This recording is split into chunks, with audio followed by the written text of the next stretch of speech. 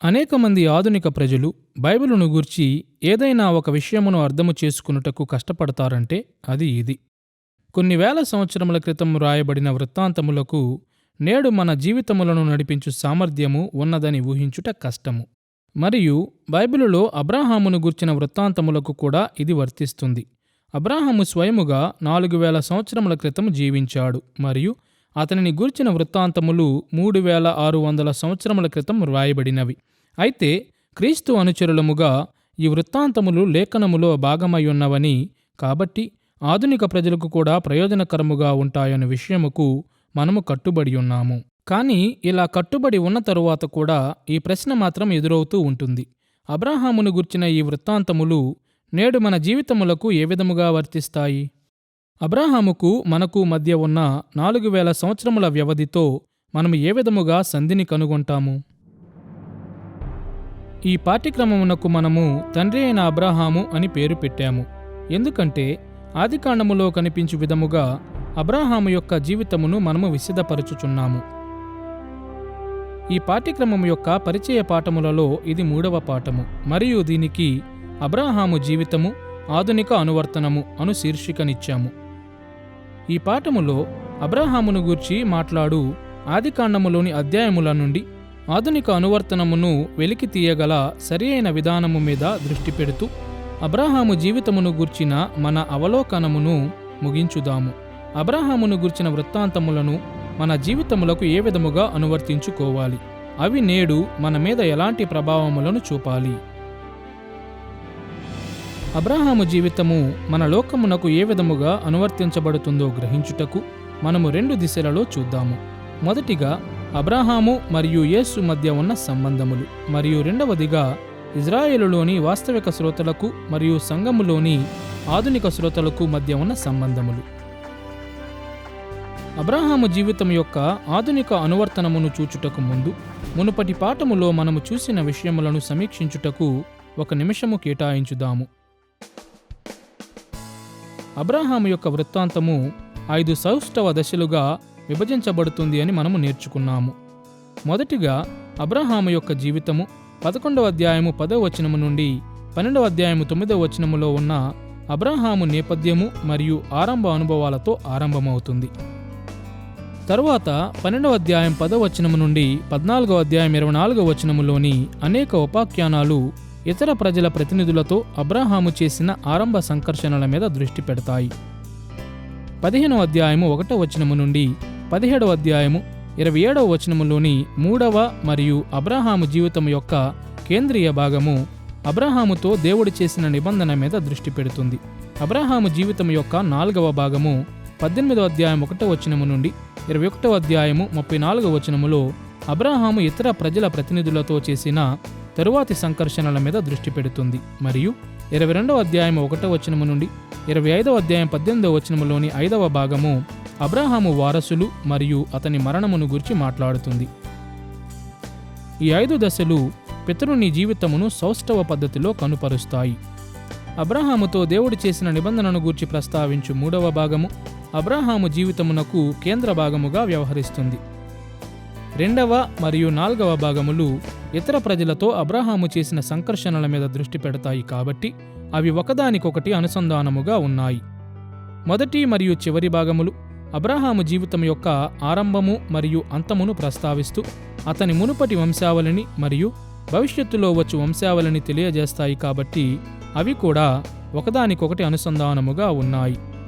అబ్రాహాము జీవితం యొక్క సామాన్య నిర్మాణముతో పాటు అబ్రాహాము జీవితమును గూర్చి వ్రాయు విషయములో మోషే ఒక ఉద్దేశ్యమును కలిగి ఉన్నాడని మునుపటి పాఠములలో మనము చూశాము. వారు ఐగుప్తును విడిచి వాగ్దాన దేశమును స్వాధీనపరుచుకున్నటకు ఎలా కొనసాగాలో ఇజ్రాయేలుకు బోధించుటకు మోషే అబ్రాహామును గూర్చి వ్రాశాడు. మరొక మాటలో అబ్రాహాములో తమ జీవితముల యొక్క చారిత్రక నేపథ్యములను చూచుట ద్వారా అబ్రాహాము వృత్తాంతములో అనుసరించవలసిన మరియు తిరస్కరించవలసిన మాదిరులను లేక ఉదాహరణలను కనుగొనుట ద్వారా మరియు అతని జీవితము వారి జీవితములకు ముందస్తు సూచనగా ఎలా ఉన్నదో వివేచించుట ద్వారా మోషేను అనుసరించిన ఇజ్రాయేలీయులు దేవుడు తమ పట్ల కలిగి ఉన్న ఉద్దేశ్యమును ఏ విధముగా వెదకాలో చూడగలిగారు. మునుపటి పాఠముల ఈ సమీక్షను మనసులో ఉంచుకొని అబ్రాహాము జీవితం యొక్క ఆధునిక అనువర్తనమును చూచుటకు ఇప్పుడు మనము సిద్ధముగా ఉన్నాము. మొదటిగా అబ్రాహాము మరియు యేసుకు మధ్య ఉన్న సంబంధములను చూద్దాము. విచారకరముగా అనేకసార్లు క్రైస్తవులు అబ్రాహాము జీవితమును సూటిగా ఆధునిక జీవితాలకు అనువర్తించుటకు ప్రయత్నిస్తుంటారు. అబ్రాహామును గూర్చిన వృత్తాంతములను సూటిగా మన జీవితములతో మాట్లాడు నైతిక వృత్తాంతములుగా మనము పరిగణిస్తుంటాము. అయితే క్రైస్తవులముగా అబ్రాహాముతో మన అనుబంధమునకు ఒక మధ్యవర్తి ఉన్నాడని మనకు తెలుసు. మనము అబ్రాహాము యొక్క విశేషమైన సంతానమైన క్రీస్తు ద్వారా అతనితో చేర్చబడ్డాము కాబట్టే అబ్రాహాము జీవితము మనకు ఔచిత్యముగా ఉంది. క్రీస్తు మనకు అబ్రాహాముకు మధ్య నిలువబడి ఉన్నాడు మరియు ఈ కారణము చేత అబ్రాహామును గూర్చిన బైబిల్ వృత్తాంతములను మనము ఎల్లప్పుడూ క్రీస్తు మరియు ఆయన చేసిన కార్యముల వెలుగులో చూడాలి. పితరునికి మరియు క్రీస్తుకు మధ్య ఉన్న సంబంధములను చూచుటకు మనము 2 విషయములను పరిశీలన చేద్దాము. ఒకవైపున క్రీస్తు అబ్రాహాము యొక్క సంతానమని క్రొత్త నిబంధన బోధించు విధానమును మనము పరిశీలిద్దాము. మరొక వైపు అబ్రాహాము జీవితములో మనము గుర్తించిన 4 ప్రధానమైన అంశములు అబ్రాహాము యొక్క సంతానముగా క్రీస్తుకు ఏ విధముగా అనువర్తించబడతాయో చూద్దాము. యేసు అబ్రాహాము సంతానమయ్యున్నాడు అను విషయమును మొదట చూద్దాము. చరిత్ర అంతటిలో నివసించిన విశ్వాసులందరికీ అనగా పురుషులు, స్త్రీలు మరియు పిల్లలకు అబ్రాహాము తండ్రిగా ఉన్నాడు అనుటకు ఒక భావన ఉంది. మనమంతా ఆయన కుటుంబములో సభ్యులము, ఆయన పిల్లలము మరియు వారసులమై ఉన్నాము. అయితే మనము చూడబోచున్నట్లు అబ్రాహాము యొక్క విశేషమైన సంతానమైన క్రీస్తు ద్వారా మనము ఆయనతో ఐక్యపరచబడ్డాము కాబట్టి మనము ఈ స్థాయిని అనుభవించుచున్నామని క్రొత్త నిబంధన స్పష్టము చేస్తుంది. లేఖనములు ఈ దృక్కోణమును ఏ విధముగా బోధించుచున్నాయో గ్రహించుటకు మనము 2 విషయములను చూద్దాము. మొదటిగా సంతానము అను అంశము యొక్క ఏకత్వము, రెండవదిగా అబ్రాహాము యొక్క విశేషమైన సంతానముగా క్రీస్తు అను అంశము. అబ్రాహాము సంతానము యొక్క ఏకత్వము మీద బైబిల్ దృష్టిని పెట్టి విధానములను గూర్చి మొదట ఆలోచన చేద్దాము. ఈ విషయము మీద దృష్టి పెట్టు అత్యంత ప్రాముఖ్యమైన వాక్యభాగము గలతీ పత్రిక 3వ అధ్యాయము 16వ వచనము. అక్కడ మనము ఈ మాటలను చదువుతాము. అబ్రాహామునకును అతని సంతానమునకును వాగ్దానములు చేయబడెను. ఆయన అనేకులను గూర్చి అన్నట్టు నీ సంతానములకును అని చెప్పక ఒకని గూర్చి అన్నట్టే నీ సంతానమునకును అనెను. ఆ సంతానము క్రీస్తు. ఈ వాక్యభాగములో ఆదికాండములో దేవుడు అబ్రహామునకు మరియు అతని సంతానమునకు లేక వారసులకు వాగ్దానములను చేశాడను సత్యమును పౌలు ప్రస్తావిస్తున్నాడు. అయితే దేవుడు అబ్రహాముతోనూ అతని సంతానములతోనూ అనగా అనేక మందితో వాగ్దానములు చేశాడు అని చెప్పకుండా అబ్రహాముతోనూ మరియు అతని సంతానముతోనూ అనగా ఏకైక వ్యక్తి అయిన క్రీస్తుతోనూ వాగ్దానము చేశాడని చెబుతూ సంతానము అని వ్యక్తీకరణము మీద పౌలు విశేషముగా వ్యాఖ్యను చేయుటను గమనించండి. సంతానము అని అనువదించబడిన జరా అను హెబ్రీ పదము ఏకవచనమై ఉన్నదని గుర్తిస్తూ పౌలు ఈ విధముగా వాదించాడు. పౌలు దినములలో అందుబాటులో ఉండిన పాత నిబంధన యొక్క గ్రీకు అనువాదములో ఉపయోగించబడిన స్పెర్మా అను గ్రీకు పదము కూడా ఏకవచనమునే ఉపయోగిస్తుంది. ఇక్కడ పౌలు గుర్తించినట్లు అబ్రహాముకు మరియు అతని సంతానములకు అనగా బహువచనము దేవుడు వాగ్దానము చేయలేదు గాని సంతానమునకు అనగా ఏకవచనమునకు వాగ్దానము చేశాడు. ఇప్పుడు పైపైన పరిశీలన చేస్తే పౌలు యొక్క అభిప్రాయము సూటిగా ఉన్నట్లు అనిపిస్తుంది. అబ్రహాము యొక్క సొత్తు ఇక్కడ ఏకవచనము ఉపయోగించబడింది కాబట్టి కేవలము ఒక సంతానమునకు లేక ఒక వారసునికి మాత్రమే వచ్చింది అనిపిస్తుంది. సంతానము అను మాట యొక్క ఏకత్వమును గూర్చి పౌలు చేసిన వాదన వ్యాఖ్యానకర్తలకు అనేక కష్టములను కలిగించింది. సమస్యను ఈ విధముగా వివరించవచ్చు. సంతానము లేక జర అను పదము ఏకవచనము అను మాట వాస్తవమే గాని అబ్రహాము జీవిత వృత్తాంతములతో సహా పాత నిబంధనలో అనేకసార్లు ఏకవచనములో ఉన్న సంతానము అను పదమును అర్థములో సామూహిక ఏకవచనముగా అనగా ఒక గుంపును సంబోధించు ఏకవచనముగా పరిగణించాలి. హెబ్రీ పదమైన జర లేక సంతానము ఆంగ్ల పదమైన ఆఫ్ స్ప్రింగ్ను పోలియున్నది. ఈ పదము రూపములో ఏకవచనముగా ఉన్న ఇది ఒక సంతానమును లేక వారసుని సంబోధించవచ్చు, లేక అనేక సంతానములను లేక వారసులను కూడా సంబోధించవచ్చు. ఉదాహరణకు సంతానము లేక జరా అను పదము ఆదికాండము 15వ అధ్యాయం 13వ వచనములో ఖచ్చితముగా బహువచనమును సంబోధిస్తుంది. అక్కడ దేవుడు అబ్రాహాముతో పలికిన మాటలను మనము చదువుతాము. ఆయన నీ సంతతి వారు తమది కాని పరదేశమందు నివసించి ఆ దేశపు వారికి దాసులుగా నుందురు. వారు 400 ఏండ్లు వీరిని శ్రమపెట్టుదురు. ఇక్కడ సంతతివారు అను పదము జరా అను ఏకవచన హెబ్రీ పదమును అనువదిస్తుంది. కాని ఇక్కడ ఈ పదము అర్థములో మాత్రం స్పష్టముగా బహువచనమై ఉన్నది. ఈ వచనము సంతానమును గూర్చి బహువచనములో తమ సొంత వారు అను విధముగా మాట్లాడుతుంది, మరియు వారు దాసులుగా ఉండి శ్రమను అనుభవిస్తారు అను క్రియాపదములు కూడా హెబ్రీలో బహువచనములై ఉన్నాయి. అవును, సంతానము అను పదము యొక్క ఏకవచనము ఆదికాండములో అనేకసార్లు ఒకరికంటే ఎక్కువ వ్యక్తులను సంబోధించింది అని పౌలుకు తెలుసు. వాస్తవానికి గలతీ పత్రిక 3వ అధ్యాయము 29వ వచనములో ఈ మాటలను వ్రాస్తూ పౌలు స్వయముగా సంతానము అను పదమును బహువచనముగా ఉపయోగించాడు. మీరు క్రీస్తు సంబంధులైతే ఆ పక్షమందు అబ్రాహాము యొక్క సంతానమయుండి వాగ్దాన ప్రకారము వారసులై ఉన్నారు. ఈ వచనము యొక్క గ్రీకు అనువాదములో మీరు అను మాట ఎస్టే అను పదము యొక్క అనువాదమై ఉన్నది, మరియు ఇది బహువచనమై ఉన్నది. అబ్రాహాము సంతానము అను మాట క్లేరోనోమోయ్ లేక వారసులు అను పదమునకు పర్యాయ పదమై ఉన్నది, మరియు ఈ పదము కూడా బహువచనమై ఉన్నది. దీని వెలుగులో మనము ఒక ప్రశ్నను అడగాలి. సంతానము అను పదము యొక్క ఏకవచనము ఒక వ్యక్తి కంటే ఎక్కువ మందిని సంబోధిస్తుంది అని పౌలుకు తెలిసి ఉంటే దీని ఏకత్వమును పౌలు ఎందుకు ఉద్ఘాటించాడు? పౌలు యొక్క మనస్సులో అబ్రాహాము జీవితమునకు సంబంధించిన ఒక వాక్య భాగము ఖచ్చితముగా ఉండి ఉంటుంది. అది ఆదికాండం 22వ అధ్యాయము 16 నుండి 18 వచనములు.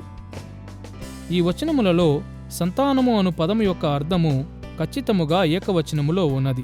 ఈ వచనముల యొక్క అక్షరార్థ అనువాదమును వినండి. నీవు నీకు ఒక్కడే అయ్యున్న నీ కుమారుని ఇయ్య వెనుక తీయక ఈ కార్యము చేసినందున నేను నిన్ను ఆశీర్వదించి ఆకాశ నక్షత్రముల వలెను సముద్ర తీరమందలి ఇసుకవలెను నీ సంతానమును నిశ్చయముగా విస్తరింపజేసెదను. నీ సంతానము అతని శత్రువుల గవినిని స్వాధీనపరుచుకొనును. మరియు నీవు నా మాట వినినందున భూలోకములోని జనములన్నీయు నీ సంతానము వలన ఆశీర్వదింపబడును. నా తోడని ప్రమాణము చేసియున్నానని యెహోవా సెలవిచ్చెనెను. విచారకరముగా అనేక ఆధునిక అనువాదములు ఇక్కడ ఉన్న సంతానము అను పదమును సామూహిక ఏకవచనముగా అనువదిస్తుంటాయి. అయితే ఈ వచనము ఇస్సాకు యొక్క బలిని గూర్చిన వృత్తాంతములో భాగమయ్యున్నదను విషయమును మనము జ్ఞాపకము చేసుకోవాలి. మరియు ఇక్కడ సంతానము అను పదము అబ్రాహాము యొక్క వారసులను గూర్చి సాధారణమైన మాటలలో సంబోధించుటలేదు గాని అబ్రాహాము యొక్క కుమారుడైన ఇస్సాకును సంబోధించుచున్నది. స్వాధీనపరుచుకొందురు అను క్రియాపదము హెబ్రీ భాషలో ఏకవచనమై ఉన్నది, మరియు ఈ వాక్యములోని అతని శత్రువులు అను సర్వనామము కూడా ఏకవచనముగా ఉన్నది.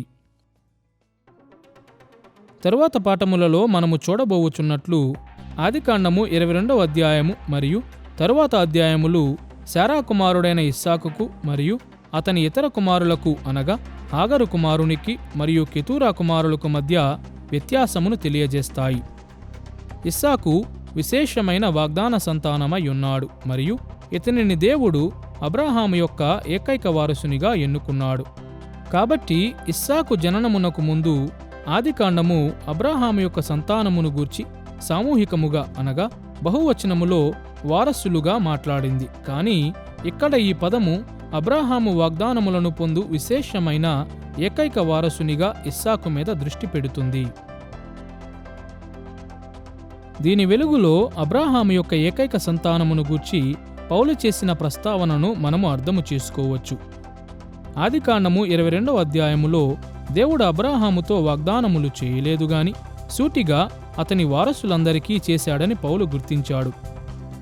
ఆదికాండము 22వ అధ్యాయము 16 నుండి 18 వచనములలో సంతానము అను పదము యొక్క ఏకత్వము వాగ్దానములు అబ్రాహాము యొక్క విశేషమైన కుమారుడు మరియు వారసుడైన ఇస్సాకుకు ఇవ్వబడినట్లు సూచిస్తున్నాయని అతడు తెలుపుతున్నాడు. అబ్రాహాము సంతానము యొక్క ఏకత్వమును మనస్సులో ఉంచుకొని క్రీస్తు అబ్రాహాము యొక్క సంతానము అను బోధను ఇప్పుడు మనము చూడాలి. అపోస్తలుడైన పౌలు గలతీ పత్రిక 3వ అధ్యాయం 16వ వచనములో వ్రాసిన మాటలను మరొకసారి వినండి. అబ్రాహామునకును అతని సంతానమునకును వాగ్దానములు చేయబడిను. ఆయన అనేకులను గూర్చి అన్నట్టు నీ సంతానములకును అని చెప్పక ఒకని గూర్చి అన్నట్టే నీ సంతానమునకును అనెను. ఆ సంతానము క్రీస్తు. ఈ వాక్యభాగములో పౌలు అబ్రహాము యొక్క సంతానము అను మాట ఏకవచనములో ఉన్నదను విషయము మీద మాత్రమే దృష్టిని పెట్టలేదు గాని అబ్రహాము యొక్క ఆ ఏకైక సంతానము క్రీస్తు అని కూడా తెలిపాడు. ఇప్పుడు మనం ఇంతకుముందు చూసినట్లే ఆదికాండము యొక్క వాస్తవిక అర్థము విషయములో మోషే వ్రాసిన అబ్రహాము యొక్క ఏకైక సంతానము శారాకు పుట్టిన విశేషమైన వాగ్దాన పుత్రుడైన ఇస్సాకు అయ్యున్నాడు. అలాంటప్పుడు అబ్రహాము యొక్క ఏకైక సంతానము క్రీస్తు అని పౌలు వ్రాసిన మాటలను మనం ఎలా అర్థము చేసుకోవాలి? దీనిని గూర్చి ఈ విధముగా ఆలోచన చెయ్యండి. అబ్రహాము యొక్క స్వాస్థ్యము వారసులకు చెందిన కుటుంబ స్వాస్థ్యమై ఉన్నది. అయితే లేఖనము యొక్క చరిత్రలోని అనేక ప్రాముఖ్యమైన స్థలములలో అబ్రహాము యొక్క స్వాస్థ్యమును పొందుకొని ఇతరులకు పంచిపెట్టిన విశేషమైన వారసులుగా ఉండుటకు దేవుడు కొంతమంది కీలకమైన ప్రజలను ఎన్నుకున్నాడు. ఇస్సాకు విషయములో అబ్రహాము యొక్క ఇతర కుమారులతో పోల్చితే అతడు ఆ విశేషమైన సంతానమై ఉన్నాడు. ఇస్సాకుకు యాకోబు మరియు ఏశావు ఇద్దరు కుమారులు కలిగినప్పుడు అబ్రహాము యొక్క విశేషమైన సంతానముగా ఉండుటకు దేవుడు యాకోబును ఎన్నుకొని ఏశావును అతని వారసులను తొలగించాడు. యాకోబులో నుండి ఇజ్రాయేలు యొక్క 12 గోత్రములు వచ్చాయి. అయితే ఇజ్రాయేలు యొక్క గోత్రములలో కూడా అనేక మంది అబ్రహాము యొక్క విశేషమైన వారసులుగా గుర్తించబడ్డారు. ఉదాహరణకు ప్రజలు ఐగుప్తు నుండి వాగ్దాన దేశమునకు ప్రయాణము చేయుచుండగా మోషే దేవుని ప్రజలకు నాయకునిగాను మధ్యవర్తిగాను ఉన్నాడు. తరువాత ఇజ్రాయేలు సంపూర్ణముగా ఒక సామ్రాజ్యమైనప్పుడు అబ్రహాము యొక్క స్వాస్థ్యమునకు మధ్యవర్తులుగా దావీదు మరియు అతని కుమారులు వ్యవహరించారు. దావీదు మరియు అతని కుమారులు కలిగియుండిన ఈ విశేషమైన పాత్ర అబ్రహాము యొక్క అంతిమ గొప్ప సంతానముగా క్రీస్తును సంబోధించున్నట్లు పౌలును పురికొల్పింది. ఎందుకంటే యేసు దావీదు సింహాసనమునకు తగిన వారసునిగా ఉన్నాడు. ఆయన ప్రజలకు శాశ్వతమైన రాజుగా ఉండుటకు యేసు దేవుని ద్వారా ఏర్పరచుకొనబడ్డాడు. ఆయన అబ్రహాము యొక్క గొప్ప రాజరిక సంతానముగా అనగా మెస్సయగా ఉన్నాడు. మరియు ఈ విధముగా క్రీస్తు ద్వారా మాత్రమే మిగిలిన వారంతా అబ్రహాము యొక్క స్వాస్థ్యములో పాలు పంచుకొనవచ్చు. క్రీస్తుకు దూరమైన ఏ ఒక్కరూ కూడా అబ్రహాము యొక్క వాగ్దానములను పొందుకోలేరు. కాబట్టి అబ్రహాముతో అనుబంధములో యేసును మనం ఈ విధముగా క్రోడీకరించవచ్చు. క్రైస్తవ దృష్టికోణములో యేసు అబ్రహాము యొక్క విశేషమైన అంతిమ సంతానమై ఉన్నాడు. మరియు క్రైస్తవులుగా అబ్రహాము జీవితమును ఆధునిక లోకమునకు అనువర్తించాలని మనము కోరినప్పుడు క్రీస్తు తన రాజ్యమును ఆరంభించుచుండగా, ఆయన తన రాజ్యమును నిర్మించుట కొనసాగించుచుండగా మరియు ఆయన తన రాజ్యమును నెరవేర్పులోనికి తెచ్చుచుండగా అబ్రహాము యొక్క గొప్ప ఆశీర్వాదములు క్రీస్తుకు ఇవ్వబడినవను విషయము అబ్రహాము మరియు మన లోకమునకు మధ్య ఉన్న సంబంధమై ఉన్నదని మనము ఎల్లప్పుడూ జ్ఞాపకముంచుకోవాలి. క్రీస్తు అబ్రహాము యొక్క స్వాస్థ్యమును పొందుకొని 3 ప్రధానమైన దశలలో వాటిని పంచుతాడని క్రొత్త నిబంధన బోధిస్తుంది. మొదటిగా క్రీస్తు యొక్క మొదటి రాకడలో సంభవించిన రాజ్యం యొక్క ఆరంభములో. రెండవది ఆయన మొదటి రాకడ నుండి ఆయన రెండవ రాకడ ముందు వరకు చరిత్ర ఎందంతటా వ్యాపించిన ఆయన రాజ్యం యొక్క కొనసాగింపులో. మరియు మూడవదిగా ఆయన మహిమకరమైన రెండవ రాకడలో ఆయన రాజ్యం యొక్క నెరవేర్పులో. తండ్రి అయిన దేవుని యొక్క కుడిపార్శ్వమందు కూర్చుని ఆయన సమస్తమును పాలించుచుండగా ఆయన అబ్రహాము యొక్క స్వాస్థ్యమును పొందుకొని దానిని పంచుట కొనసాగించుచున్నాడు. మరియు ఒక దినమందు ఆయన మహిమలో తిరిగి వచ్చినప్పుడు అబ్రహాము యొక్క స్వాస్థ్యమును పూర్తిగా పొందుకొని పూర్తిగా పంచుతాడు. ఒక మాటలో గలతీ పత్రిక 3వ అధ్యాయం 16వ వచనములో ఒక క్లిష్టమైన వేదాంత శాస్త్ర దృక్పథమును కొన్ని మాటలలోనే పౌలు టూకీగా చెప్పిన విషయమును గ్రహించుట చాలా అవసరము. అబ్రాహాముకు మరియు అతని ఏకైక సంతానమునకు వాగ్దానము ఇవ్వబడిందని చెప్పి తరువాత ఆ సంతానము క్రీస్తు అని పౌలు చెప్పినప్పుడు ఆదికాండములోని సంతానము అను పదము సూటిగా యేసును సంబోధిస్తుంది అని అతడు చెప్పుటలేదు. బదులుగా ఇస్సాకు మరియు క్రీస్తుకు మధ్య ఉన్న ప్రతీకవాదమును గూర్చి సంక్షిప్త పదములలో పౌలు మాట్లాడాడు. ఈ విషయమును మనము ఈ విధముగా వివరించవచ్చు. తన తరములో ఇస్సాకు అబ్రాహాము యొక్క విశేషమైన వారసునిగా ఉన్నట్లే క్రొత్త నిబంధన యుగములో క్రీస్తు అబ్రాహాము యొక్క గొప్ప కుమారునిగాను విశేషమైన వారసునిగాను ఉన్నాడు. అబ్రాహాము సంతానముగా క్రీస్తు యొక్క ప్రాముఖ్యతను మరింత సంపూర్ణముగా చూచుటకు అబ్రాహామును గూర్చిన వృత్తాంతములో మనము చూసిన 4 ముఖ్య అంశముల దృష్ట్యా ఈ విషయములను విశదపరచుట సహాయకరముగా ఉంటుంది. ఆదికాండములోని ఈ అధ్యాయములలో మనము 4 ముఖ్య అంశములను చూసిన విషయము మీకు జ్ఞాపకం ఉండి ఉంటుంది. దేవుని కృప, అబ్రాహాము చూపిన స్వామిభక్తి, అబ్రాహాముకు దేవుడిచ్చిన ఆశీర్వాదములు, అబ్రాహాము ద్వారా దేవుడిచ్చిన ఆశీర్వాదములు. అబ్రాహాము మరియు క్రీస్తు మధ్య ఉన్న సంబంధముల వెలుగులో ఈ అంశములను మనం ఎలా అర్థము చేసుకోవాలి? మొదటిగా అబ్రాహాము జీవితములో దేవుడు కృపను సమృద్ధిగా అనుగ్రహించాడని మనము చూశాము. అవును, అబ్రాహాము పాపి కాబట్టి అతనికి కూడా వ్యక్తిగత కృప అవసరమై ఉండెను. కాని దీనిని మించి అబ్రాహాము పట్ల దేవుడు చూపిన కృప దేవుని దయకు వ్యక్తీకరణగా కూడా ఉన్నది. అబ్రాహాముతో అనుబంధమును నిర్మించుకొనుట ద్వారా వాస్తవానికి సర్వలోకము యొక్క విమోచనను దేవుడు ముందుకు కొనసాగించాడు. అబ్రాహాము జీవితములో దేవుడు ఎంత దయను చూపినప్పటికీ పితరుని పట్ల దేవుడు చూపిన దయ క్రీస్తులో దేవుడు కనుపరిచిన దయకు ఒక ఛాయగా మాత్రమే ఉన్నదని క్రైస్తవులముగా మనము నమ్ముతాము. అవును, క్రీస్తు స్వయముగా ఏ పాపము లేనివాడు కాబట్టి ఆయన తన కొరకు రక్షించు కృపను పొందుకోలేదు. కాని అబ్రాహాము సంతానముగా క్రీస్తు యొక్క రాక లోకములో దేవుని కృపను కనుపరుచు గొప్ప కార్యముగా ఉన్నది. క్రీస్తు యొక్క మొదటి రాకడలో అనగా రాజ్యము యొక్క ఆరంభములో దేవుడు కృపను సమృద్ధిగా కనుపరచాడు. ఆయన జీవితము, మరణము, పునరుత్థానము మరియు ఆరోహణము మరియు పరిశుద్ధాత్మ కుమ్మరింపు దేవుని కృప యొక్క అమోఘమైన వ్యక్తీకరణములుగా ఉన్నాయి. ఇప్పుడు పరలోకములో క్రీస్తు పాలించుచుండగా రాజ్యము యొక్క కొనసాగింపులో దేవుడు మరింత కృపను కనుపరచుచున్నాడు. రక్షణ లోకమంతా వ్యాపించుచుండగా క్రీస్తులో బయలుపరచబడిన దయను దేవుడు చరిత్రలో లోకము చూచుచున్న స్పష్టమైన మార్పు ద్వారా కనపరుచుచున్నాడు. మరియు క్రీస్తు తిరిగి వచ్చినప్పుడు రాజ్యం యొక్క నెరవేర్పు లెక్కింపజాలని కృపను తీసుకుని వస్తుంది.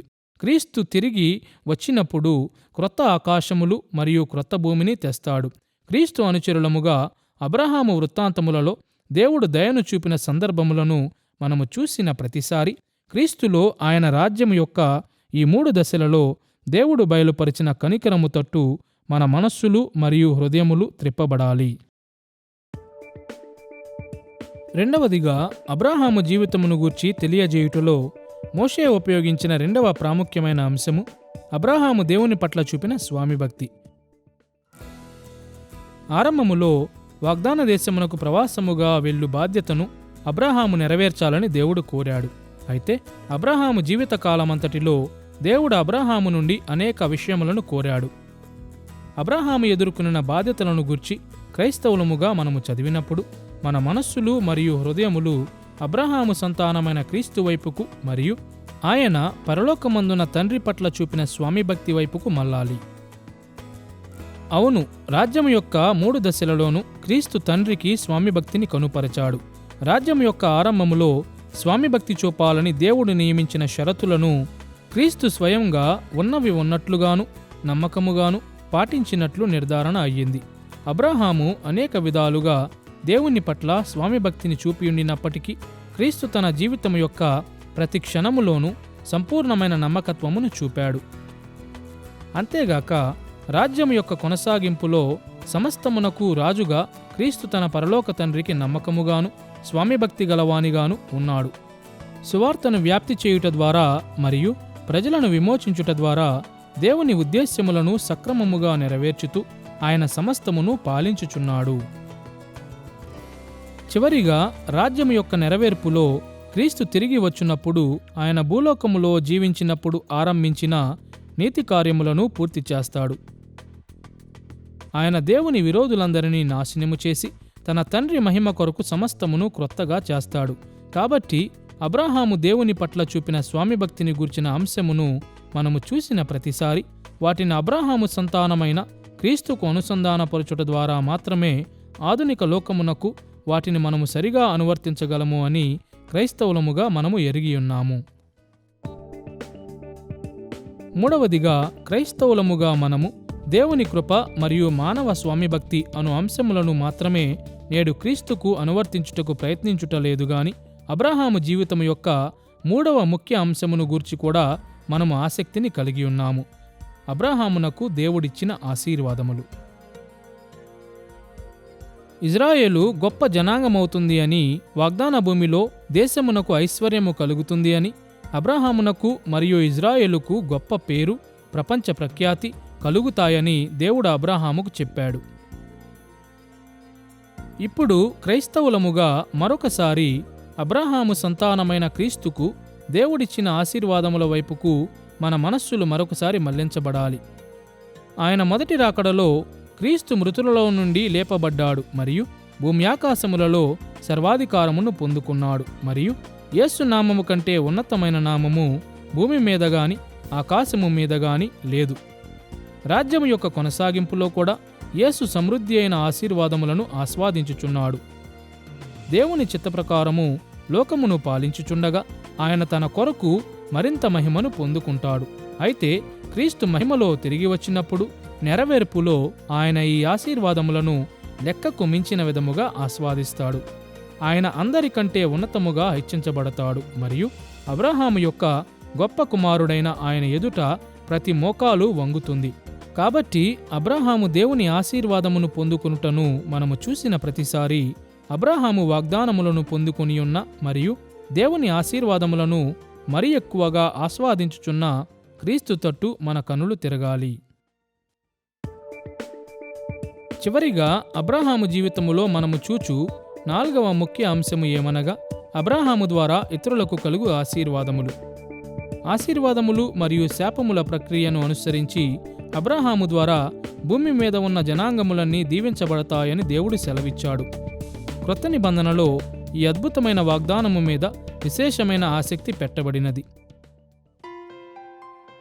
రోమాపత్రిక 4వ అధ్యాయం 13వ వచనములో అబ్రాహాముకి ఇవ్వబడిన ఈ వాగ్దానమును పౌలు సంబోధించిన విధానమును వినండి. అక్కడ అతడు ఇలా అంటాడు: అతడు లోకమునకు వారసుడగునను వాగ్దానము అబ్రాహామునకైనను అతని సంతానమునకైనను ధర్మశాస్త్ర మూలముగా కలుగలేదుగాని విశ్వాసము వలనైన నీతి మూలముగానే కలిగెను. అబ్రాహాము దేశములన్నిటికీ దీవెనగా ఉంటాడని దేవుడు అతనికి వాగ్దానము చేసినప్పుడు అబ్రాహాము దేశములన్నిటినీ స్వాధీనపరుచుకునుట ద్వారా మరియు లోకమంతటికీ దేవుని రాజ్యమును ప్రకటించుట ద్వారా ఇది జరుగుతుందని ఆయన వాగ్దానము చేసిన విషయమును గమనించండి. అబ్రాహాము మరియు అతని సంతతి వారు లోకమునకు వారసులుగా ఉన్నారు మరియు దేశములన్నీ అతని నాయకత్వము కింద ఉన్నాయి. భూమి అంతటినీ లోపరుచుకొనమని ఆదాము హవ్వలకు ఆదియందు ఆజ్ఞ ఇవ్వబడినట్లే ప్రతి దేశములో ఉన్న కుటుంబములన్నిటికీ దేవుని ఆశీర్వాదములను పంచుట ద్వారా అబ్రాహాము మరియు అతని సంతతి వారు భూమినంతటినీ స్వాధీనపరుచుకుంటారని దేవుడు వాగ్దానము చేశాడు. ఇప్పుడు అబ్రాహాము ఆశీర్వాదములు ప్రపంచవ్యాప్తంగా వ్యాప్తి చెందు ఈ చివరి అంశము క్రీస్తుకు కూడా వర్తిస్తుంది. ఎందుకంటే ఆయన అబ్రాహాము సంతానము వాడై ఉన్నాడు మరియు అబ్రాహాము వాగ్దానములకు వారసుడై ఉన్నాడు.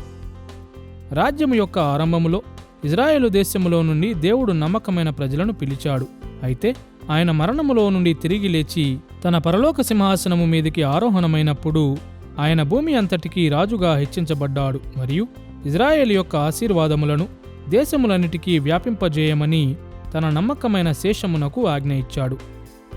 రాజ్యము యొక్క కొనసాగింపులో సువార్త మూలముగా దేశములన్నిటి మీద క్రీస్తు యొక్క రాజ్యత్వ వ్యాప్తి సమస్త దేశములను దీవించుటకు అబ్రాహామునకు ఇవ్వబడిన వాగ్దానమునకు నెరవేర్పుగా ఉన్నది. రాజ్యము యొక్క నెరవేర్పులో క్రీస్తు తిరిగి వచ్చినప్పుడు దేవుని ఆశీర్వాదములను ఆయన భూమి మీద ఉన్న దేశములన్నిటి మీదికి వ్యాపింపజేస్తాడు. ప్రకటన గ్రంథము 22వ అధ్యాయము 1-2 వచనాలలో మనము ఈ క్రింది మాటలు చదువుతాము: మరియు స్ఫటికము వలె మెరయునట్టి జీవజలముల నది దేవుని యొక్కయు గొర్రెపిల్ల యొక్కయు సింహాసనమునొద్ద నుండి ఆ పట్టణపు రాజవీధి మధ్యను ప్రవహించుట ఆ దూత నాకు చూపెను. ఆ నది యొక్క ఈవలను ఆవలను జీవవృక్షముండెను. అది నెల నెలకు ఫలించుచు 12 కాపులు కాయును. ఆ వృక్షము యొక్క ఆకులు జనములను స్వస్థపరచుటకై వినియోగించును. అబ్రాహాము దేశములన్నిటికీ ఆశీర్వాదముగా ఉంటాడను వాగ్దానము క్రీస్తు రాజ్యము యొక్క ఆరంభము, కొనసాగింపు మరియు నెరవేర్పులో తుదకు నెరవేర్చబడుతుంది. కాబట్టి దీనిని మనం ఈ విధముగా క్రోడీకరించవచ్చు. అబ్రాహాము జీవితమును మన లోకమునకు సరియైన పద్ధతిలో ఆధునికముగా అనువర్తించుటకు అబ్రాహాము సంతానముగా క్రీస్తు యొక్క పాత్రను గుర్తించుట చాలా అవసరమై ఉన్నది. అబ్రాహాము యొక్క విశేషమైన సంతానముగా అబ్రాహాము జీవితములో మనం ఎదుర్కొన్న అంశములను నెరవేర్చువాడు లేక పూర్తి చేయువాడు క్రీస్తు మాత్రమే. దేవుని కనికరము క్రీస్తులో కనుపరచబడింది. నిజమైన మరియు పరిపూర్ణమైన స్వామి భక్తి క్రీస్తులో ఉన్నది. అబ్రాహాముకు వాగ్దానము చేయబడిన ఆశీర్వాదములన్నిటినీ క్రీస్తు పొందుకుంటాడు మరియు క్రీస్తులో అబ్రాహాము యొక్క ఘనమైన ఆశీర్వాదములు బూదిగంతముల వరకు వ్యాపించుటను మనము చూస్తాము. ఆధునిక అనువర్తనను గూర్చి మనం ఇంకా ఏమి చెప్పినా అబ్రాహాము మరియు యేసుకు మధ్య ఉన్న ఈ సంబంధములను మనము జ్ఞాపకము చేసుకునుట మాత్రం చాలా ప్రాముఖ్యమై ఉన్నది. అబ్రాహాము మరియు యేసుకు మధ్య ఉన్న అనుబంధము అబ్రాహాము వృత్తాంతములకు మరియు నేటి లోకమునకు మధ్య ఒక ప్రాముఖ్యమైన సంబంధమును రూపొందిస్తుంది అని మనము చూశాము. కాబట్టి ఆధునిక అనువర్తనలోని రెండవ విషయమైన ఇజ్రాయేలు మరియు సంఘమునకు మధ్య ఉన్న సంబంధమును ఇప్పుడు మనము పరిశీలించాలి. అబ్రాహాము జీవిత కథనమును మోషే మొట్టమొదటిసారి రచించినప్పుడు ఐగుప్తును మరచి వాగ్దాన దేశమును స్వాధీనపరుచుకున్నట్లు ఇజ్రాయేలు ప్రజలను ప్రోత్సహించుటకు వీటిని వ్రాసాడని మనము ఎల్లప్పుడూ జ్ఞాపకముంచుకోవాలి. అబ్రాహాము జీవితములోని ఈ దర్శనము యొక్క చారిత్రక నేపథ్యమును వారు కనుగొనవలసి ఉండెను. అబ్రాహాము జీవిత వృత్తాంతములలో అనుసరించుటకు మరియు తిరస్కరించుటకు ఉదాహరణలను కనుగొనుట ద్వారా వారు దీనిని నెరవేర్చవలసి ఉండెను. అంతేగాక వారి అనుభవముల యొక్క ముందస్తు సూచనలను వారు అబ్రాహాము జీవితములో చూడవలసి ఉండెను. ఈ కారణము చేత అబ్రాహామును గూర్చిన వృత్తాంతములు ఆధునిక లోకమునకు ఎలా అనువర్తించబడగలవో మనము చూడాలంటే మోషేను వెంబడించిన ఇజ్రాయేలు దేశమునకు మరియు నేటి క్రైస్తవ సంఘమునకు మధ్య ఉన్న సంబంధములను గూర్చి క్రొత్త నిబంధన బోధించుచున్న విషయమును మనము పరిగణలోనికి తీసుకోవాలి. ఇజ్రాయేలు మరియు సంఘమునకు మధ్య ఉన్న ఈ అనుబంధమును విశదపరచుటకు మునుపటి చర్చకు సమాంతరముగా ఉన్న 2 అంశములను మనము పరిశీలన చేద్దాము. మొదటిగా ఇజ్రాయేలు దేశము మరియు క్రీస్తు సంఘమునకు అనువర్తించబడు విధముగా అబ్రాహాము సంతానము అను అంశమును మరింత పరిశీలిద్దాము. రెండవదిగా అబ్రాహాము సంతానము అను అంశము అబ్రాహాము జీవిత వృత్తాంతములలోని 4 ముఖ్య అంశములలో ఏ విధముగా వ్యక్తపరచబడినదో చూద్దాము. అబ్రాహాము సంతానముగా ఇజ్రాయేలు మరియు సంఘము అను విషయమును మొదట చూద్దాము.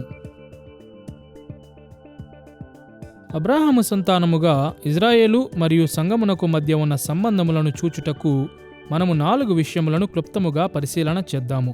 మొదటిగా అబ్రాహాము సంతానం యొక్క సంఖ్యాపరమైన వైశాల్యమును మనము చూద్దాము. రెండవదిగా సంతానం యొక్క జాతిపరమైన గుర్తింపును పరిశీలిద్దాము. మూడవదిగా అబ్రాహాము సంతానం యొక్క ఆత్మీయ స్వభావమును చూద్దాము. నాలుగవదిగా అబ్రాహాము సంతానం యొక్క చారిత్రక పరిస్థితిని చూద్దాము. అబ్రాహాము సంతానం యొక్క సంఖ్యాపరమైన వైశాల్యమును మొదట చూద్దాము. మనము ఇంతకు ముందే చూసినట్లు అబ్రాహాము సంతానము అను పదము ఆ సందర్భములో ఒక విశేషమైన వ్యక్తిని అనగా ఇస్సాకును సంబోధించింది అని ఆదికాండము గ్రంథము స్పష్టము చేస్తుంది. మరియు అబ్రాహాము మరియు క్రీస్తు మధ్య సంబంధమును స్థాపించుటకు క్రొత్త నిబంధన దీని మీద ఆధారపడుతుంది. అబ్రాహాము సంతానమును గూర్చిన బైబిల్ అభిప్రాయములోని మరొక లక్షణమును చూచుటకు మన దృష్టిని మనము విశాలపరుచుకోవాలి. అబ్రాహాము వృత్తాంతములలో కేవలం ఇస్సాకు మాత్రమే అబ్రాహాము సంతానము లేక వారసుడు అని పిలువబడలేదు.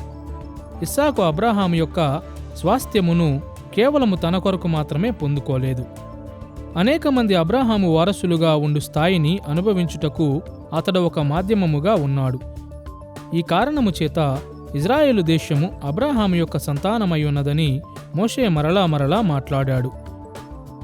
ఇంచుమించు ఇదే విధముగా అబ్రాహాము యొక్క వృత్తాంతములను మనము ఆధునిక లోకమునకు అనువర్తించినప్పుడు క్రొత్త నిబంధనలో క్రీస్తు అబ్రాహాము యొక్క అత్యున్నతమైన సంతానముగా ఉన్నాడని జ్ఞాపకముంచుకొనుట అవసరమే గాని క్రైస్తవ సంఘము కూడా అబ్రాహాము యొక్క సంతానమై ఉన్నదన్న విషయమును మనము జ్ఞాపకముంచుకోవాలి.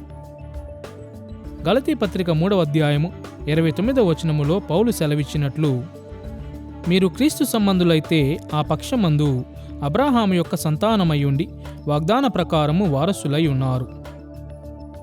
ఈ వాక్య భాగములో పౌలు స్పష్టము చేసినట్లు మనము క్రీస్తుతో ఐక్యపరచబడ్డాము కాబట్టి మనము అబ్రాహాముతో సంబంధము కలిగి ఉన్నాము. పాత నిబంధనలోని ఇజ్రాయేలు దేశము వలె మనము కూడా అబ్రాహాము యొక్క సంతానమై ఉన్నాము. ఈ కారణము చేత అబ్రాహామును గూర్చిన వృత్తాంతములు కేవలము క్రీస్తుకు మాత్రమే వర్తించవుగాని క్రీస్తులో అబ్రాహాముతో గుర్తించబడు అబ్రాహాము పిల్లలందరికీ ఇవి వర్తిస్తాయి. పాత నిబంధనలో ఇజ్రాయేలు అబ్రాహాము యొక్క సంతానము మరియు నేడు క్రైస్తవ సంఘము అబ్రాహాము సంతానమై ఉన్నదను వాస్తవమును గూర్చి మాత్రమేగాక 2 నిబంధనలలోనూ అబ్రాహాము సంతానము యొక్క జాతిపరమైన గుర్తింపును గూర్చి కూడా మనము వ్యాఖ్యానించాలి. మనం ఇంతకుముందు చూసినట్లు అబ్రాహామును గూర్చిన వృత్తాంతములు మొదటిగా మోషేను అనుసరించిన ఇజ్రాయేలు దేశము కొరకు వ్రాయబడినవి. వాస్తవిక శ్రోతలలో ఎక్కువ శాతం అబ్రాహాము యొక్క శారీరక వారసులైన యూదుల జాతి వారు ఉండినప్పటికీ వాస్తవిక శ్రోతలు అందరూ కేవలం యూదులు మాత్రమే అని ఆలోచించుట పొరపాటు అవుతుంది. మోషేను అనుసరించిన ప్రజలలో ఎక్కువ మంది యూదులు మరియు ఇజ్రాయేలులోని దత్తత తీసుకొనబడిన అన్యులు ఉండేవారు. ఫలితముగా అనేక సందర్భాలలో ఆదికాండం యొక్క వాస్తవిక శ్రోతలు యూదులు మాత్రమే కాదని లేఖనములు స్పష్టము చేస్తాయి. ఉదాహరణకు మోషేను అనుసరించిన ప్రజలు నిర్గమకాండం 12వ అధ్యాయము 38వ వచనములో వర్ణించబడిన విధానమును వినండి. అనేకులైన అన్యజనుల సమూహమును, గొర్రెలు, ఎద్దులు మొదలైన పశువుల గొప్ప మందయును వాటితో కూడా బయలుదేరెను. ఇక్కడ ఇజ్రాయేలీయులతో పాటు అనేకులైన అన్యజనులు కూడా ఉన్నారని గుర్తించండి. ఈ సమూహములో ఇజ్రాయేలుతో చేర్చబడి వారితో కలిసి ఐగుప్తును విడిచిన ప్రజలున్నారు. ఈ సమూహము లేఖనములో అనేక సందర్భాలలో ప్రస్తావించబడింది. అదేవిధముగా తరువాత తరములలో రాహాబు మరియు రూతు వంటి సుపరిచితమైన అన్యులు ఇజ్రాయేలులో చేర్చబడ్డారని పాత నిబంధనలోని తరువాత భాగములు బయలుపరుస్తాయి. మరియు మొదటి దినవృత్తాంతముల గ్రంథము 1-9 అధ్యాయములలో ఉన్న వంశావళులు దేవుని ప్రజల మధ్యలో అన్యులను కూడా చేర్చుతాయి. కాబట్టి మోషే అబ్రాహాము వృత్తాంతములను వాస్తవముగా వ్రాసిన అబ్రాహాము సంతానము జాతిపరముగా మిశ్రమమైనదిగా ఉన్నది. దానిలో అబ్రాహాము యొక్క శారీరక వారసులు మరియు ఇజ్రాయేలు కుటుంబంలోనికి దత్తత తీసుకొనబడిన అన్యులు కూడా ఉండేవారు. అబ్రాహాము వృత్తాంతముల ద్వారా ఈ 2 గుంపులు వాగ్దాన దేశములో తమ భవిష్యత్తును గురించి నేర్చుకున్నారు. ఇంచుమించు ఇదే విధముగా నేడు క్రైస్తవ సంఘము కూడా జాతిపరముగా మిశ్రమమైనదిగా ఉన్నది. దానిలో క్రీస్తును ప్రభువుగా అంగీకరించు యూదులు మరియు క్రీస్తును ప్రభువుగా అంగీకరించుట ద్వారా అబ్రాహాము కుటుంబములోనికి దత్తత తీసుకొనబడిన అన్యులు కూడా ఉన్నారు. ఇప్పుడు ఖచ్చితముగా నెరవేర్పు పొందిన యూదుల కంటే ఎక్కువ మంది అన్యులను క్రొత్త నిబంధన సంఘము దత్తత తీసుకున్నదని చరిత్ర సాక్ష్యమిస్తుంది. కానీ అబ్రాహాము సంతానం యొక్క జాతిపరమైన భిన్నత్వము పాత నిబంధనలో ఉన్న విధముగానే నేడు కూడా వాస్తవమై ఉన్నది. కాబట్టి అబ్రాహాము వృత్తాంతములు మొదటి యూదులకు మరియు అబ్రాహాము సంతానముగా ఎంచబడిన అన్యులకు ఇవ్వబడిన విధముగానే లోకమందంతటా ఉన్న సంఘములో సభ్యులయుండుట వలన అబ్రాహాము సంతానముగా గుర్తించబడు నేటి యూదులకు మరియు అన్యజనులకు కూడా అబ్రాహాము వృత్తాంతములను మనము అన్వయించాలి. ఆధునిక అనువర్తనములో ఇది చాలా ప్రాముఖ్యమైన విషయమై ఉన్నది. ఎందుకంటే అబ్రాహాముకి ఇవ్వబడిన వాగ్దానములు నేడు కేవలము యూదుల జాతికి మాత్రమే అనువర్తించబడాలనే అబద్ధ బోధను చాలామంది క్రైస్తవులు సమర్థిస్తుంటారు. ఈ అభిప్రాయం ప్రకారం అన్యులైన విశ్వాసుల కొరకు దేవుడు వేరొక ప్రణాళిక కలిగి ఉన్నాడు. అక్కడక్కడ కొన్ని ఆత్మీయ నియమాలు తప్ప అన్యులైన విశ్వాసులు అబ్రహామునకు ఇవ్వబడిన వాగ్దానములకు వారసులు కారు. ఈ అభిప్రాయము ఎంత ప్రఖ్యాతిగాంచినదిగా అనిపించినా అబ్రహాము యొక్క సంతానము మోషే దినములలో జాతిపరముగా భిన్నమైనదిగా ఉండేది మరియు నేడు కూడా అబ్రాహాము సంతానము జాతిపరముగా భిన్నమైనదిగానే కొనసాగుతుంది. అతనిని వెంబడించిన దేశమునకు మోషే బోధించిన విషయములే నేడు ఆ దేశం యొక్క కొనసాగింపుగా ఉన్న యేసుక్రీస్తు యొక్క సంఘమునకు కూడా అనువర్తించబడతాయి. మూడవదిగా, అబ్రాహాము జీవితం యొక్క ఆధునిక అనువర్తనము అబ్రాహాము సంతానముగా ఇజ్రాయేలు మరియు సంఘం యొక్క ఆత్మీయ స్వభావమును కూడా పరిగణలోనికి తీసుకోవాలి. మనం ఇంతకుముందు చూసినట్లు దృశ్యమైన ఇజ్రాయేలు దేశమును అబ్రాహాము సంతానముగా, అబ్రాహాము యొక్క సామూహిక సంతానముగా పాత నిబంధన గుర్తిస్తుంది. కానీ దృశ్యమైన ఇజ్రాయేలు దేశములోనే ఒక ఆత్మీయ భిన్నత్వము ఉన్న విషయమును మనము గ్రహించాలి. దానిలో కూడా అవిశ్వాసులు మరియు నిజమైన విశ్వాసులు ఉండేవారు. ఇజ్రాయేలు దేశంలోని అనేక మంది పురుషులు, స్త్రీలు మరియు పిల్లలు నిజముగా నమ్మలేదని పాత నిబంధన నివేదిక స్పష్టము చేస్తుంది. కానీ ఇతరులు దేవుని వాగ్దానములను నమ్మిన నిజమైన విశ్వాసులై ఉన్నారు. స్పష్టముగా ఇజ్రాయేలులో ప్రతి ఒక్కరూ, విశ్వాసులు మరియు అవిశ్వాసులు కూడా దేవుని నుండి అనేక విశేషమైన తాత్కాలిక ఆశీర్వాదములను పొందుకున్నారు. వారందరూ ఐగుప్తు బానిసత్వము నుండి విడిపించబడ్డారు. వారంతా సీనాయి యొద్ద దేవునితో నిబంధన అనుబంధములోనికి తేబడ్డారు. వారందరికీ విశ్వాసము చూపుటకు అనేక అవకాశములు ఇవ్వబడ్డాయి మరియు వారందరికీ వాగ్దాన దేశములోనికి ఆహ్వానము ఇవ్వబడింది. అయితే వారిలో కొన్ని ప్రాముఖ్యమైన భేదములు కూడా ఉన్నాయి. ఒకవైపున ఇజ్రాయేలులోని అవిశ్వాసులు అపనమ్మకత్వము ద్వారా తమ హృదయముల యొక్క నిజమైన స్వభావమును చూపారు.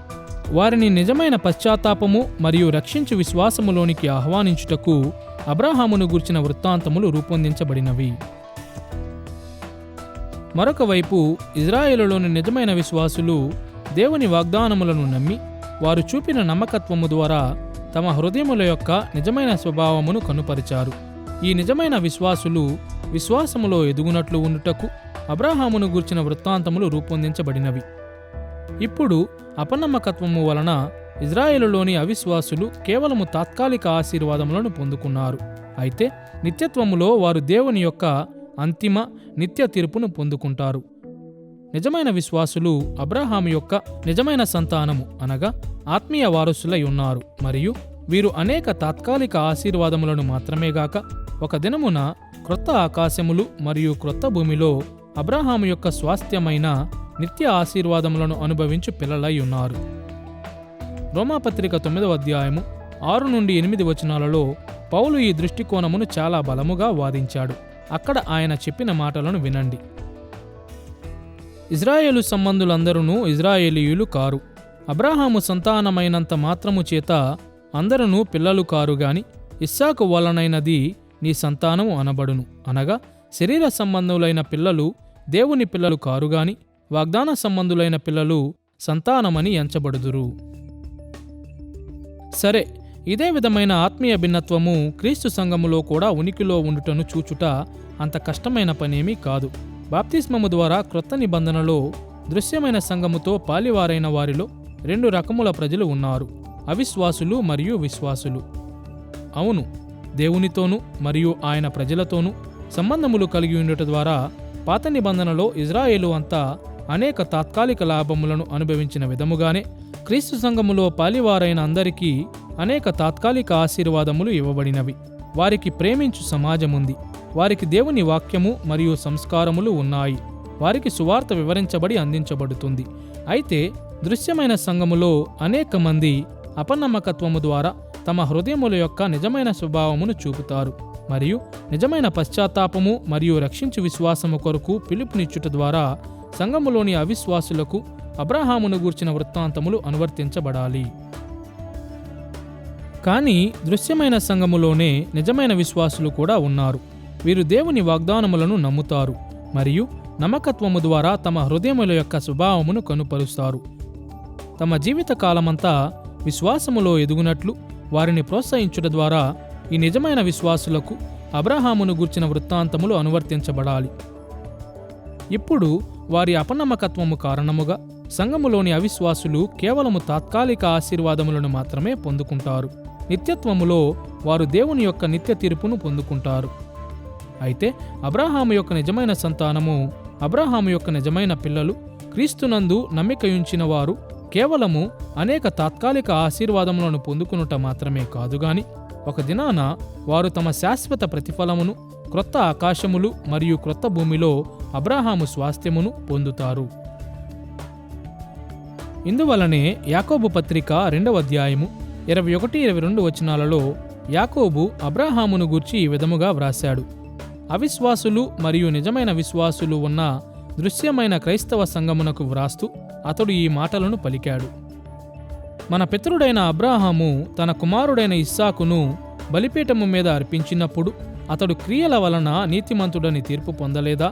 విశ్వాసము అతని క్రియలతో కూడి కార్యసిద్ధి కలుగజేసిననియు క్రియల మూలముగా అతని విశ్వాసము పరిపూర్ణమైనదనియు గ్రహించుచున్నావు గదా.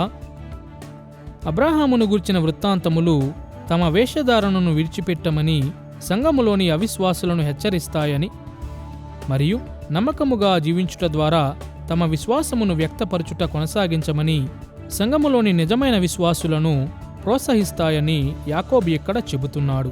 అబ్రాహామును గూర్చిన వృత్తాంతముకు ఆధునిక అనువర్తనమును సమకూర్చుచుండగా నేడు సంఘము యొక్క ఆత్మీయ భిన్నత్వమును గుర్తించుట ద్వారా మనము యాకోబు ఇచ్చిన ఉదాహరణను అనుసరించాలి. 4వదిగా అబ్రాహాము జీవితమును ఆధునిక లోకమునకు అనువర్తించుటకు మోషేను అనుసరించిన ఇజ్రాయేలు యొక్క చారిత్రక పరిస్థితులు మరియు నేటి క్రైస్తవ సంఘం యొక్క పరిస్థితుల మధ్య అనేక పోలికలు ఉన్న విషయమును మనము జ్ఞాపకముంచుకోవాలి. ప్రయాణములో ఉన్న ఇజ్రాయేలీయులకు మోషే అబ్రాహాము జీవితమును గూర్చి వ్రాసిన విషయము మీకు గుర్తుండే ఉంటుంది. అతడు నిర్గమము తరువాత మొదటి తరమునకు లేక 2వ తరమునకు వ్రాసినప్పటికీ అతని వాస్తవిక శ్రోతలు 2 ప్రపంచముల మధ్య ప్రయాణము చేశారు. ఒకవైపున వారు ఐగుప్తు బానిసత్వమును విడిచిపెట్టారు. అయితే మరొక వైపున వారు కనాను అను వాగ్దాన దేశములోనికి ఇంకా చేరి ఉండలేదు. లేక మరొక మాటలో ఇజ్రాయేలు దేశము తమ పాత లోకములో నుండి ఆరంభ విమోచనను పొందుకుంది గాని వారు తమ నూతన లోకములోనికి ప్రవేశించలేదు. ఫలితముగా ఐగుప్తుతో తమకున్న అనురాగములన్నిటినీ విడిచిపెట్టమని మరియు దేశములో విజయమును పొందుటకు ముందుకు కొనసాగమని ప్రోత్సహించుటకు మోషే ఇజ్రాయేలుకు వ్రాశాడు. వాస్తవిక శ్రోతల యొక్క చారిత్రక పరిస్థితికి ఆధునిక అనువర్తనము ప్రాముఖ్యమైనది. ఎందుకంటే నేడు క్రైస్తవ సంఘము ఒక పోలిక గల చారిత్రక పరిస్థితిలో ఉన్నది. ఇజ్రాయేలు ఐగుప్తు బానిసత్వము నుండి విమోచించబడి వాగ్దాన దేశములో మహిమకరమైన జీవితం వైపుకు కొనసాగుచుండిన విధముగానే క్రీస్తు సంఘము క్రీస్తు భూమి మీద నివసించినప్పుడు చేసిన కార్యము ద్వారా పాపము యొక్క అధికారము నుండి విమోచించబడినది గాని క్రీస్తు తిరిగి వచ్చినప్పుడు కలుగు నూతన సృష్టి యొక్క మహిమ వైపుకు అది నేడు కూడా పయనిస్తూ ఉంది. ఈ పోలిక గల పరిస్థితులు అబ్రాహాము జీవితమును నేటి సంఘమునకు అనువర్తించుటకు ఒక ఆకారమును మనకు అందిస్తాయి. ఒక స్థలము నుండి మరొక స్థలమునకు వారు చేయుచుండిన ప్రయాణములో వారిని ప్రోత్సహించుటకు అబ్రాహామును గూర్చి మోషే వ్రాసిన విధముగానే మరణలోకములో నుండి నిత్య జీవము గల క్రొత్త లోకములోనికి మనము చేయు ప్రయాణములో అతని వృత్తాంతములు మనలను ప్రోత్సహిస్తాయి మరియు నడిపిస్తాయి. ఈ చారిత్రక సమాంతరతలు అనువర్తన పట్ల మనకు ఇలాంటి ధోరణిని కలిగిస్తాయని మనము నిశ్చయత కలిగి ఉండాలి. ఎందుకంటే అపోస్తలుడైన పౌలు పాత నిబంధనను కొరింథులోని సంఘమునకు అనువర్తించుచుండగా అతడు వీటిని ఉపయోగించాడు. 1 కొరింథీ పత్రిక 10వ అధ్యాయము 1-6 వచనాలలో అతడు మోషే శ్రోతలు మరియు సంఘము మధ్య చూపిన చారిత్రక పోలికలను గూర్చి వినండి. సహోదరులారా, ఈ సంగతి మీకు తెలియకుండుట నాకిష్టము లేదు. అదేదనగా మన పితరులందరూ మేఘము క్రింద నుండిరి, వారందరూ సముద్రములో నడిచిపోయిరి. అందరూ మోషేను బట్టి మేఘములోను సముద్రములోను బాప్తిస్మము పొందిరి. అందరూ ఆత్మ సంబంధమైన ఒకే ఆహారమును భుజించిరి. అందరూ ఆత్మ సంబంధమైన ఒకే పానీయమును పానము చేసిరి. ఎలయనగా తమను వెంబడించిన ఆత్మ సంబంధమైన బండలోనిది త్రాగిరి. ఆ బండ క్రీస్తే. అయితే వారిలో ఎక్కువ మంది దేవునికి ఇష్టలుగా ఉండకపోయిరి గనుక అరణ్యములో సంహరింపబడిరి. వారు ఆశించిన ప్రకారము మనము చెడ్డవాటిని ఆశించకుండునట్లు ఈ సంగతులు మనకు దృష్టాంతములుగా ఉన్నవి. సులువుగా చెబితే అరణ్యములో మోషేను అనుసరించిన ఇజ్రాయేలీయులు క్రైస్తవుల అనుభవములను పోలిన అనుభవములను కలిగి ఉన్నారని పౌలు గుర్తించాడు. మనము క్రీస్తు ద్వారా విమోచింపబడినట్లు వారు మోషే ద్వారా విమోచింపబడ్డారు. క్రైస్తవులు క్రీస్తులో బాప్తిస్మము పొందినట్లు వారు మోషే ద్వారా బాప్తిస్మము పొందారు. క్రైస్తవులు ప్రభురాత్రి భోజనము అను సంస్కారములో నుండి తిని త్రాగు విధముగానే వారు దేవుని నుండి వచ్చిన మన్నాను తిన్నారు మరియు నీటిని త్రాగారు. అయినను ఇజ్రాయేలు అనుభవించిన ఈ ఆరంభ కృపా అనుభవములు వారిని ఒక పరిశీలన కాలంలోనికి, అనగా వారు వాగ్దాన దేశము వైపుకు ప్రయాణిస్తుండగా పరీక్ష కాలంలోనికి నెట్టాయి. మరియు విచారకరముగా మోషే దినములలోని ఇజ్రాయేలీయులలో అనేక మందిని బట్టి దేవుడు సంతోషించలేదు కాబట్టి వారు అరణ్యంలో మరణించారు. కాబట్టి ఇజ్రాయేలు అనుభవంలో నుండి వారు చేసిన ప్రయాణములో నుండి సంఘముగా క్రైస్తవులు నేర్చుకోవాలని చెబుతూ పౌలు ముగించాడు. పౌలు యొక్క ఉదాహరణలో నుండి అబ్రాహాము జీవితమును క్రైస్తవ సంఘమునకు ఏ విధముగా అనువర్తించాలి అను విషయమును గూర్చి మనము అనేక విషయములను నేర్చుకోవచ్చు. అబ్రాహాము జీవితమును గూర్చి మోషే వ్రాసిన వృత్తాంతములు ఐగుప్తు నుండి తమను విమోచించుట ద్వారా దేవుడు చేసిన కార్యములను చూచుటకు మరియు వాగ్దాన దేశము వైపుకు ప్రయాణము చేయుచుండగా వారు నమ్మకముగా ఉండుటకు ఇజ్రాయేలును పురికొల్పాయి. ఇంచుమించు ఇదే విధముగా మన ప్రయాణములో మనలను ప్రోత్సహించు విధముగా అబ్రాహామును గూర్చిన వృత్తాంతములను మనము నేటి సంఘమునకు అనువర్తించాలి. రాజ్యం యొక్క ఆరంభములో ఆయన చేసిన కార్యములను బట్టి మనము క్రీస్తుకు నమ్మకస్తులముగా ఉండాలి.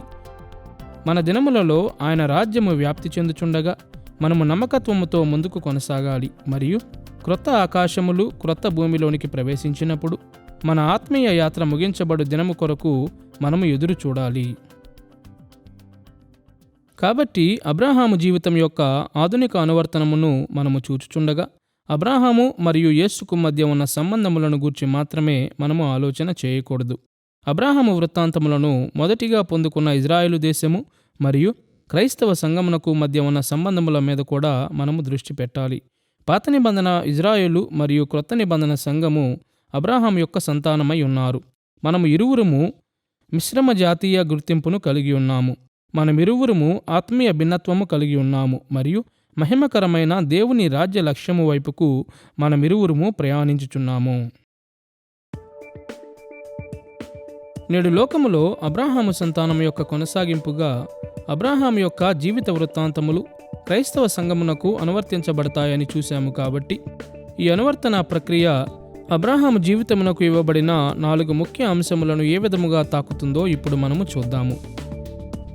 క్రీస్తులో మన అనుదిన జీవితములను గూర్చి ఈ అంశములు ఏమి చెబుతాయి? అబ్రాహామును గూర్చిన వృత్తాంతములు 4 ముఖ్య అంశములను ప్రస్తావించాయని మీకు గుర్తుండే ఉంటుంది.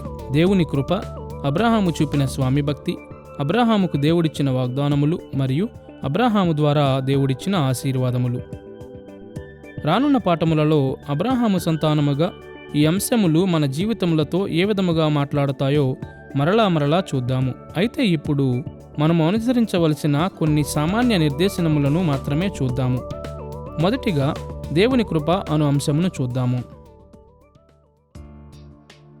దేవుడు అబ్రాహాముకు కృపను అతని జీవితం యొక్క ఆరంభములో మాత్రమే చూపలేదు గాని భూమి మీద అతడు నివసించిన ప్రతి దినమునా చూపాడు. మరియు లేఖనములు స్పష్టముగా బోధించుచున్నట్లు దేవుడు అబ్రాహాముకు కృపను చూపిన విధముగానే దేవుడు నేడు క్రైస్తవులకు కూడా కృపను చూపుతున్నాడు మరియు అది మనలను క్రీస్తులో స్థాపించి నడిపిస్తుంది. ఎఫెసీ పత్రిక 2వ అధ్యాయము 8-9 వచనాలలో పౌలు ఇలా వ్రాశాడు: మీరు విశ్వాసము ద్వారా కృపచేతనే రక్షింపబడి ఉన్నారు. ఇది మీ వలన కలిగినది కాదు, దేవుని వరమే. అది క్రియల వలన కలిగినది కాదు గనుక ఎవడునూ అతిశయపడ వీలు లేదు. క్రీస్తులో రక్షణ దేవుడిచ్చిన కృపా బహుమానము. మనము కలిగి ఉన్న విశ్వాసము కూడా ఆయన యొద్ద నుండే వస్తుంది. మనము దేవుని కనికరము మీద ఎంత ఆధారపడతామంటే మన క్రైస్తవ జీవితములలో అనుదినము మనము ఆ కనికరములో నివసించుట కొనసాగిస్తాము. దేవుని యొక్క కొనసాగించు కృప లేకుండా నమ్మకముగా ఉండుటకు మనము చేయు ప్రయత్నములన్నీ నిష్ఫలమవుతాయి. ఈ కారణము చేత అబ్రాహాము జీవిత వృత్తాంతములను వినుచుండగా మన జీవితములోని దేవుని కృప యొక్క అద్భుతమును గూర్చి మోషేను అనుసరించిన ఇజ్రాయేలీయులు నేర్చుకున్న విధముగానే క్రీస్తు అనుచరులముగా సామూహికముగాను వ్యక్తిగతముగాను అబ్రాహాముకు దేవుడు కనికరమును చూపిన విషయమును మనము చదివిన ప్రతిసారి దేవుడు మన కొరకు చేసిన కార్యములను బట్టి కృతజ్ఞులుగా ఎలా ఉండాలో నేర్చుకున్నట్టుకు మనకు అవకాశం లభిస్తుంది. దేవుడు మనకు కనికరమును సమృద్ధిగా చూపాడు మరియు ఆ కనికరమును కనుగొని దాని మీద ఎలా ఆధారపడాలో మనము నేర్చుకోవాలి. ఇంచుమించు ఇదే విధముగా అబ్రాహాము చూపిన స్వామి భక్తి అను అంశము క్రీస్తు అనుచరులకు అనేక స్థాయిలలో అనువర్తించబడుతుంది. అబ్రాహాము జీవితమును మనము అధ్యయనము చేయుచుండగా దేవునిని విధేయతతో సేవించమని అబ్రాహాముకు ఆజ్ఞ ఇవ్వబడిన అనేక సందర్భములను మనము చూస్తాము. అవును, అతడు ఈ లోకములో సంపూర్ణ సిద్ధిని పొందలేదు, కానీ అతడు నిజమైన విశ్వాసం యొక్క ఫలమును కనుపరచాడు. ఇప్పుడు పాత నిబంధనలో కూడా నమ్మకమైన విధేయత ఎల్లప్పుడూ దేవుని కనికరము మరియు కృప మీద ఆధారపడి ఉండేదని మనము జ్ఞాపకముంచుకోవాలి. కాబట్టి ఈ ఉద్ఘాటన ఒక విధమైన ధర్మశాస్త్రవాదమని మనము పొరపాటు పడకూడదు. ఏది ఏమైనా పాత నిబంధనలో వలెనే నేడు కూడా నిజమైన విశ్వాసులు దేవుని కృపకు, దేవునికి చేయు నమ్మకమైన సేవ ద్వారా స్పందించాలి. ఇందువలనే క్రీస్తు అనుచరులు స్వామి భక్తిని చెప్పవలసిన బాధ్యతను కలిగి ఉన్నారని క్రొత్త నిబంధన మరలా ఉద్ఘాటిస్తుంది. ఎఫెసీ పత్రిక 2వ అధ్యాయము 8-10 వచనాలలో పౌలు కృపను మరియు స్వామి భక్తిని జతపరిచిన విధానమును వినండి. మీరు విశ్వాసము ద్వారా కృపచేతనే రక్షింపబడి ఉన్నారు. ఇది మీ వలన కలిగినది కాదు, దేవుని వరమే. అది క్రియల వలన కలిగినది కాదు గనుక ఎవడునూ అతిశయపడ వీలులేదు. మరియు వాటి యందు మనము నడుచుకొనవలెనని దేవుడు ముందుగా సిద్ధపరచిన సత్క్రియలు చేయుటకై మనము క్రీస్తు యేసునందు సృష్టింపబడిన వారమై ఆయన చేసిన పని అయ్యున్నాము. 10వ వచనము స్పష్టము చేయుచున్నట్లు సత్క్రియలను చేయు బాధ్యత నేడు క్రైస్తవులకు ఉంది. ఆయనకు నమ్మకముగా ఉండుటకు దేవుడు మనకు రక్షించు విశ్వాసమును అనుగ్రహిస్తాడు. కాబట్టి అబ్రాహాము జీవితము మానవ స్వామి భక్తికి సంబంధించిన సమస్యలను లేవనెత్తు ప్రతిసారి ఈ నైతిక బాధ్యతలను మన జీవితంలోకి అనువర్తించుకునే స్థితిలో మనము ఉంటాము. మూడవదిగా, అబ్రాహామునకు ఇవ్వబడిన ఆశీర్వాదములు క్రైస్తవ జీవితమునకు అనువర్తించబడు మార్గములను కూడా మనము ఎరిగి ఉండాలి. దేవుడు అబ్రాహాముకు మరియు అతని సంతానమునకు గొప్ప ఆశీర్వాదములను వాగ్దానము చేశాడని మీకు జ్ఞాపకముండే ఉంటుంది. తుదకు వారు గొప్ప ఖ్యాతిని పొందిన ఐశ్వర్యవంతమైన దేశమవుతారు. మరియు ఈ అంతిమ ఆశీర్వాదముల యొక్క ముందస్తు సూచనలను దేవుడు పితరునికి ఇచ్చిన సందర్భాలను అబ్రాహామును గుర్చిన వృత్తాంతములలో మనము చూస్తాము. వారు తమ అంతిమ ఆశీర్వాదముల కొరకు ఎదురుచూచుచుండగా అబ్రాహామునకు ఇవ్వబడిన వాగ్దానములు వారి జీవితములలో నెరవేర్చబడినట్లు ఇజ్రాయేల్ యొక్క వాస్తవిక శ్రోతలు చూసినట్లే నేటి క్రైస్తవులముగా అవి సంపూర్ణముగా మనకు కలుగు దినము కొరకు ఆశతో ఎదురుచూచుచుండగా ఈ ఆశీర్వాదముల యొక్క ముందస్తు సూచనలను మనం ఇక్కడే అనుభవిస్తాము. క్రీస్తు తిరిగి వచ్చినప్పుడు మనము పొందుకొను అంతిమ ఆశీర్వాదముల కొరకు నిరీక్షించుచు మన అనుదిన జీవితములను మనము గడుపుచుండగా ఈ జీవితములో మనము చూసే ఆశీర్వాదములు మనకు గొప్ప ప్రోత్సాహమును అందిస్తాయి. చివరిగా, అబ్రాహామును గూర్చిన వృత్తాంతములు అబ్రాహాము ద్వారా దేవుడు లోకమునకు ఇవ్వబో ఆశీర్వాదముల మీద దృష్టి పెడుతుండగా మన ద్వారా లోకమునకు కలుగు ఆశీర్వాదములను గూర్చి సమీక్షించు అవకాశము క్రైస్తవులకు కలుగుతుంది. ఒక దినమున అబ్రాహాము దేవుని ఆశీర్వాదములను భూమి మీద ఉన్న దేశములన్నిటితో పంచుకొనుటకు గాను తన విరోధుల నుండి భద్రత మరియు స్నేహితుల నుండి ఆశీర్వాదములు అబ్రాహామునకు వాగ్దానము చేయబడినవని మీకు జ్ఞాపకముండి ఉంటుంది. అంతేగాక అబ్రాహామును గుర్చిన వృత్తాంతములన్నిటిలో అన్ని రకముల ప్రజలకు దీవెనగా ఉండుటకు దేవుడు అబ్రాహామును అప్పుడప్పుడు ఉపయోగించుకున్నాడు. ఆదికాండం యొక్క వాస్తవిక శ్రోతలు ఈ సన్నివేశములను గురించి నేర్చుకున్నప్పుడు తమ దినములలో జరుగుచున్న సన్నివేశములను జ్ఞాపకము చేసుకునుటకు వారికి అనేక అవకాశములు దొరికాయి. వారు పలు రకముల ప్రజలను ఎదుర్కొనుచుండగా లోకమునకు దేవుని ఆశీర్వాదములను తెచ్చు పాత్రలుగా వారు అనేక విధాలుగా సేవించుటకు మార్గదర్శకమును పొందారు. విరోధుల నుండి దేవుడిచ్చు భద్రతను గూర్చి వారు నిశ్చయతను పొందారు మరియు దేవుని రాజ్యం యొక్క ఆశీర్వాదములను తమ పొరుగు వారికి పంచుటకు కృషి చేస్తూ ముందుకు సాగిపోయారు. ఇంచుమించు ఇదే విధముగా నేడు క్రైస్తవులముగా మనము ఈ ఆలోచనను మన జీవితములకు కూడా అనువర్తించుకోవాలి. మనము కూడా దేవుని భద్రతను గూర్చిన నిశ్చయతను పొంది ఉండవచ్చు మరియు దేవుని రాజ్యమును బూదిగంతముల వరకు వ్యాపింపజేయుట ద్వారా భూమి మీద ఉన్న దేశములన్నిటికీ ఆశీర్వాదముగా ఉండుటకు మనము ప్రోత్సాహమును పొందుకోవచ్చు. అబ్రాహాము జీవితం యొక్క ఆధునిక అనువర్తనమును గూర్చిన ఈ పాఠములో పితరునికి ఆపాదించబడిన ఆదికాండములోని అధ్యాయములు నేడు మన లోకమునకు ఔచిత్యముగా ఎలా ఉన్నాయో మనము చూశాము. బైబిలులోని ఈ భాగము పట్ల క్రైస్తవ అవగాహన అబ్రాహాము యొక్క గొప్ప సంతానముగా క్రీస్తు వైపుకు దృష్టిని ఆకర్షిస్తుంది అని మొదటిగా మనము చూశాము.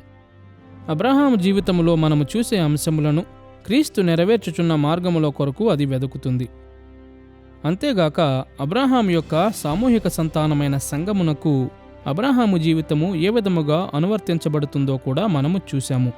క్రీస్తులో పురుషులు, స్త్రీలు మరియు పిల్లలు లేఖనములలోని ఈ భాగములో ఉన్న బోధనలకు అనుగుణంగా ఎలా జీవించాలో మనము చూశాము. ఆదికాండములో అబ్రాహాము జీవితమును మనము మరింత క్షుణ్ణముగా పరిశీలించినప్పుడు పితరుని జీవితమును నేడు మన జీవితములకు అనువర్తించుకొనుటకు మనకు అనేక అవకాశములు లభిస్తాయి. తండ్రి అయిన అబ్రాహామును గూర్చి మోషే ఇచ్చిన కథనము మన హృదయములను పితరుని వైపుకు మాత్రమే ఆకర్షించదుగాని అబ్రాహాము సంతానమైన క్రీస్తు వైపుకు మరియు క్రీస్తులో మనము కూడా అబ్రాహాము పిల్లలమై ఉన్నామను మరియు అబ్రాహాము వాగ్దానములకు వారసులమై ఉన్నామను అద్భుతము వైపునకు కూడా ఆకర్షిస్తుంది.